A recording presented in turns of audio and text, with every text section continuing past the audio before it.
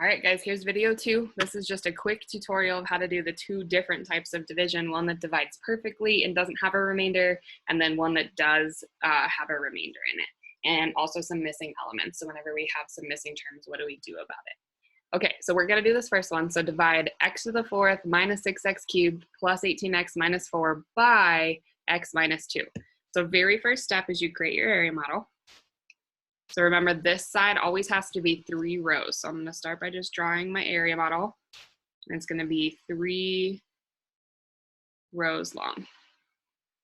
Okay, and then to figure out the number of columns, we take this degree. So our highest degree is 4 right here, and we add 1 to it.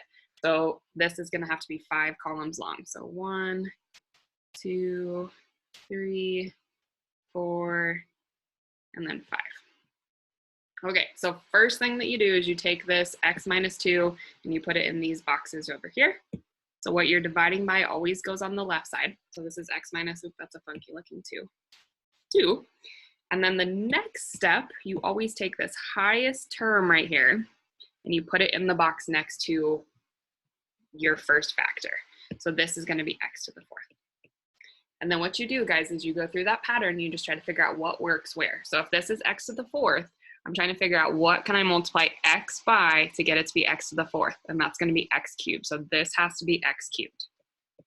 And then I can multiply x cubed by negative 2 to get this box down here, so it's going to be negative 2x cubed. And then remember that your diagonals are going to be your like terms, so that these 2 boxes are going to both be my x cubed. And then if I look at my sum, I need those to be a negative 6x cubed. So I'm at negative 2 right now. That means I need to subtract 4 more to get to negative 6. So this has to be negative 4x cubed.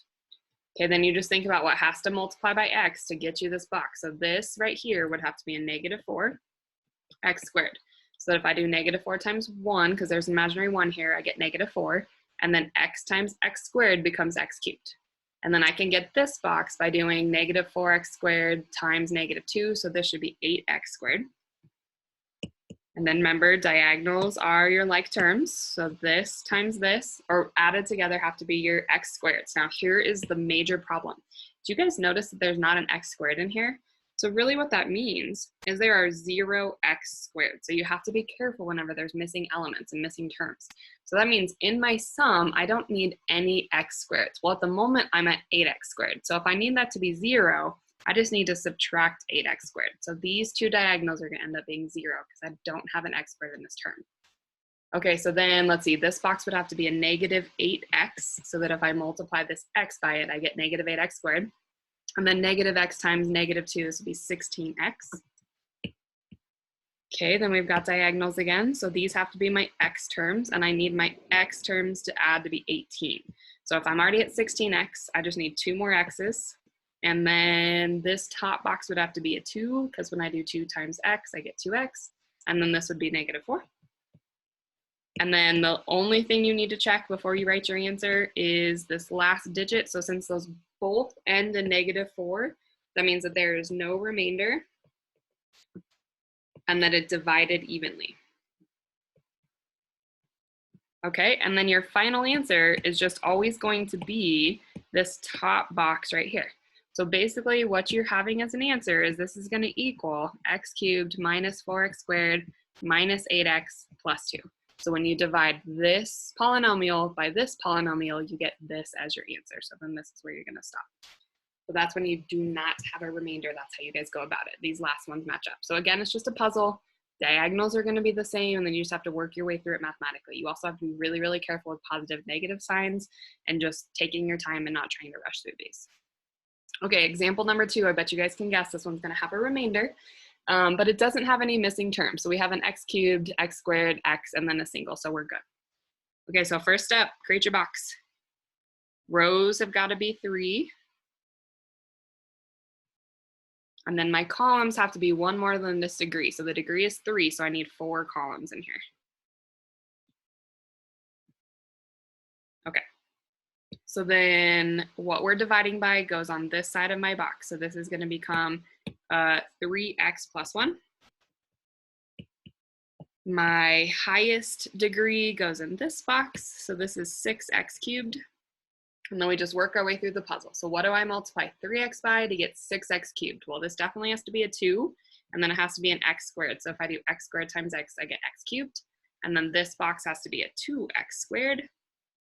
And then diagonals, these two diagonals have to add up to be our x squared. So then if I look, I need 11x squareds. I'm currently at 2, so that means I need to add 9 more to it. So this has to be a 9x squared. And then I do the puzzle. So let's see. This has to be a 3, so that 3 times 3 becomes 9, and then it also needs another x. So this is 3x as well. And then if I do 3x times 1, this becomes 3x. Okay, diagonals, these got to be my x's. I need negative 12x's, and I'm currently at 3. So this has to be a negative 15x. So if I do negative 15 plus 3, I get to negative 12. And then let's see, I need 3 times, this has to be a negative 5 to get it to be negative 15. So this is going to be negative 5. And then negative 5 times 1 becomes negative 5. And then you look at your last number. Negative 5 and negative 1 do not match up. So that means that we have a remainder. And then all you do is you think about negative 5, what do I do to that to make it become negative 1? So all you have to do to negative 5 is add 4 to it to get it to become negative 1. So that means that you have a remainder of positive 4. And then the way we write this is your guys' answer is still going to be this top box up here. So this is our answer, but then remember we have this remainder. So we're going to say this is equal to 2x squared plus 3x minus 5, and then we do our remainder. So this is a positive, so plus 4, and then divided by what we were dividing by originally, so 3x plus 1. And then that is going to be your final answer. So that's how you guys do it. If it does not divide evenly, if you guys have a remainder, just make sure you take your time.